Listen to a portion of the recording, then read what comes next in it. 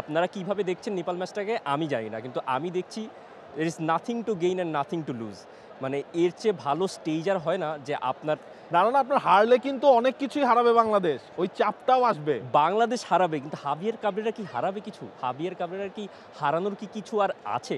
হাভিয়ার কাবরেরার আজকের ম্যাচের যেই পুরো দলটা ছিল আসলে বাংলাদেশ দল, সেই দল থেকে তিনি কেবলমাত্র সরিয়ে রেখেছেন পাপ্পুকে। বাকি 25 জনেই আসলে আছে। স্টার্টিং লাইন আপে 11 জন রয়েছে, বাকিদের মধ্যে থেকে চেঞ্জ আসলে করা হবে। সেই জায়গায় মিতুল মারমাই থাকছেন গোলকিপিং পজিশনটায় এবং তার সামনে দুই সেন্টার ব্যাক হিসেবে তপু বর্মন এবং তারিক কাজী থাকছেন। এক পাশে লেফট ব্যাকে জায়ান খেলছেন, রাইট ব্যাক হিসেবে সাদউদ্দিন তিনি খেলছেন এবং মিডফিল্ডে আসলে হামজা চৌধুরী আছেন, সোহেল রানা সিনিয়র আছেন, সোহেল রানা জুনিয়র, জামাল ভুঁইয়া, ফাহিম এবং রাকিব।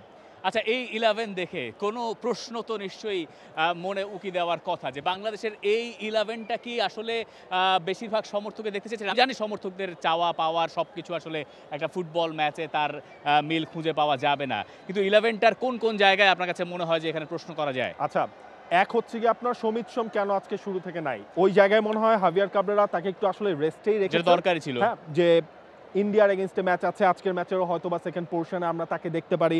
এই জায়গায় কিউবা মিচেলকে আসলে রাখা যেত কিনা, যেহেতু আপনার প্র্যাকটিস ম্যাচ, সেই জায়গাটাই হচ্ছে কি হাভিয়ার কাবরেরা আসলে ওই রিস্কটা তিনি নেন নাই। যেহেতু মোরসালিনের আপনার ইনজুরি ছিল, সবার একটা এক্সপেকটেশন ছিল যে হয়তো বা কিউবা মিচেলকে ওই মোরসালিনের পজিশনে স্টার্ট করানো হবে, কিন্তু আসলে আজকে মোরসালিনের সেই পজিশনটায় খেলবেন জামাল ভুঁইয়া।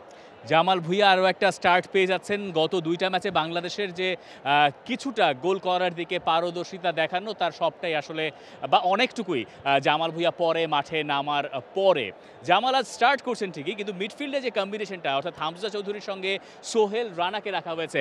তৌসিফ, আপনি একজন বিরাট ফ্যান, মানে যিনি হামজা চৌধুরীকে সামনে দেখতে চান, মানে হামজা চৌধুরীকে সামনে দেখতে চাওয়ার ফ্যান আপনি। আপনি আজকে হামজা চৌধুরীকে কোন পজিশনে দেখতে চান, কোন জায়গায় তিনি অপারেট করবেন? আমার মনে হচ্ছে একটু বক্স টু বক্স মিডফিল্ড পজিশনে হামজা খেলবেন। নাম্বার 6 না, নাম্বার 8 যেটা তার গায়ে জার্সি পেছনেও থাকে, ওই পজিশনটাই থাকবে। একটু সামনে এগোবেন। আর মনে হয় সোহেল রানা জুনিয়র কি একটু সেন্টার, তাহলে হোল্ডিং মিডটা কে করবেন? Sohel Rana junior I think না, এই জায়গায় মনে হয় সোহেল রানা থাকার- সিনিয়রকে আসলে Exactly. হোল্ডিং মিডফিল্ডার হিসেবে ইউজ করা হবে এবং আপনি যদি রাইট মিডফিল্ডারের হিসেবটা করেন, সেই জায়গায় আলটিমেটলি সোহেল রানা জুনিয়র অথবা জামাল, কখনো কখনো হয়তো আমরা দেখবো জামাল ওই সাইডটায় লোড করছেন, কখনো কখনো আমরা দেখবো সোহেল রানা জুনিয়র ওই সাইডটায় লোড করছেন। সোহেল রানা জুনিয়রকে নামানোর পেছনে একটা কারণ হতে পারে যে তিনি আসলে অ্যাটাকিং সাইডে বেশ Right. ভালো, সেইখান থেকে নামানোর একটা চিন্তা ভাবনা হয়তো কোচ করে থাকতে পারেন। কিন্তু যে পরিবর্তনটা আসলে লোকে মিডফিল্ডে দেখতে চেয়েছিলেন বা সামনের দিকটায়, আপনি রাকিব এবং ফাহিমকে আরও একবার শুরু করাচ্ছেন এই ম্যাচটা, এবং রাকিব আরও একবার স্টার্ট করছেন নাম্বার 9-এর ভূমিকায়, যেটা নিয়ে এত আলোচনা, এত কিছু। আমি জানি রাকিব আগের ম্যাচেও গোল করেছেন, রাকিব গোল করছেন ওখান থেকে। নাম্বার 9 পজিশনে খেললে আপনি একটা ম্যাচে গোল করবেন, এটা খুবই স্বাভাবিক ঘটনা। কিন্তু এই ম্যাচটাতে আসলে ওই খোলসটা পাল্টে ফেলার সেরকম কোনো আগ্রহ তো দেখা গেল না। দেখেন, অনেকেই কি করে বা অনেক দেশের অনেক কোচকেই আমরা দেখি, ধরেন একটা মেইন টেস্টের আগে, আপনার মেইন টেস্ট হচ্ছে ইন্ডিয়া ম্যাচ, আপনি সেম মডেলটা ওই ম্যাচে মানে ফুল 100% আপনি রেপ্লিকেট করবেন, জিনিসটা এমন নয়।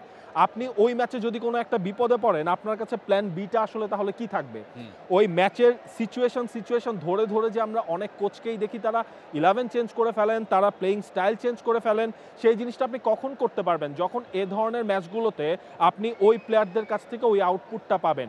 আপনি এটাও ধরে নিতে পারেন, ধরেন সমিত সোম ছাড়া হয়তোবা আপনি প্রেফার করবেন, কোচ হাভিয়ার কাবরেরা প্রেফার করছেন এই 11টাকে দিয়েই তিনি হয়তোবা আপনার ইন্ডিয়া ম্যাচটাও নামবেন। তাহলে আসলে টেস্টের জায়গাটা আপনি ব্যাকলাইন ধরতেই পারেন, এই 11 গোলকিপিং মিতুল মার্মা এই জায়গায় আপনি ধরতেই পারেন। ওই যে বললাম সমিত সোম আসবেন, সমিত সোম আসলে আপনার ওই জায়গাটার মধ্যে সোহেল রানা হয় সিনিয়র, না হলে হচ্ছে সোহেল রানা জুনিয়র, নাহলে জামাল, তিনজনের মধ্যে থেকে একজনকে আপনার সরে যেতে হবে।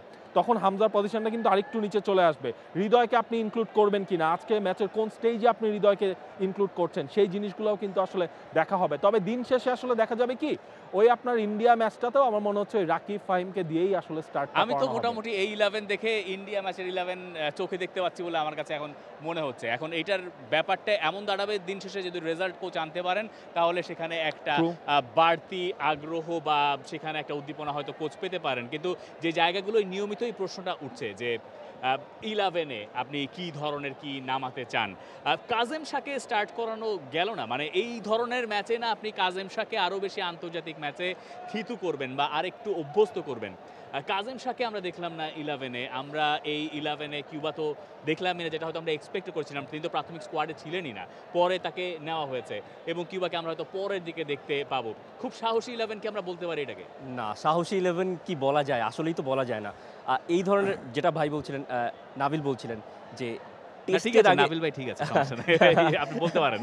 টেস্টের আগে যে প্রি টেস্টটা হয়, ধরেন আমি আপনারা কিভাবে দেখছেন নেপাল ম্যাচটাকে আমি জানি না, কিন্তু আমি দেখছি there is nothing to gain and nothing to lose।